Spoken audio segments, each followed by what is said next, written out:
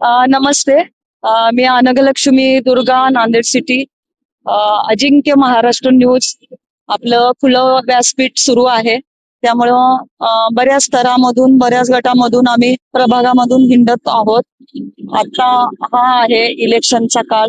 त्या दरम्यान आपण प्रभाग नंबर 38 मध्ये बालाजीनगर, आंबेगाव, कात्रज हा विभाग 38चा येतो.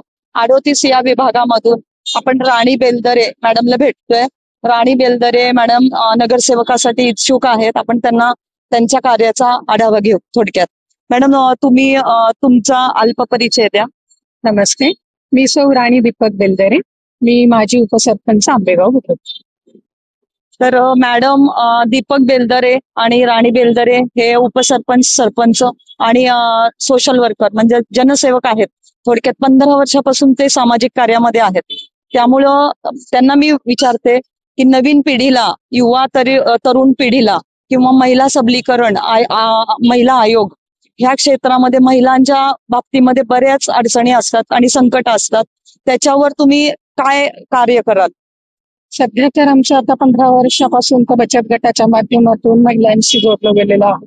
त्यामुळं महिलांचा तर सगळ्यात पहिला घरगुती प्रॉब्लेम असतो की जो आम्ही सोडवण्याचा बचत गटाच्या माध्यमातून करतो.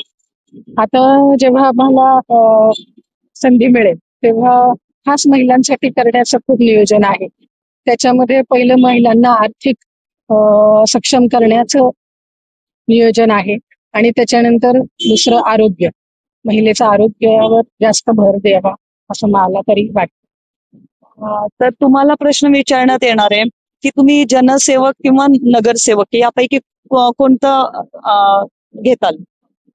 पहिलं तर आम्ही जनसेवकच होतो आणि जनसेवक लोकांनी पसंती दिली तर नगरसेवक व्हायला नक्कीच आवडेल. तर राणी बेलदरे मॅडम यांची आपण मुलाखत घेतली आहे. तर त्यांना पुढील वाटचालीसाठी हार्दिक शुभेच्छा. धन्यवाद.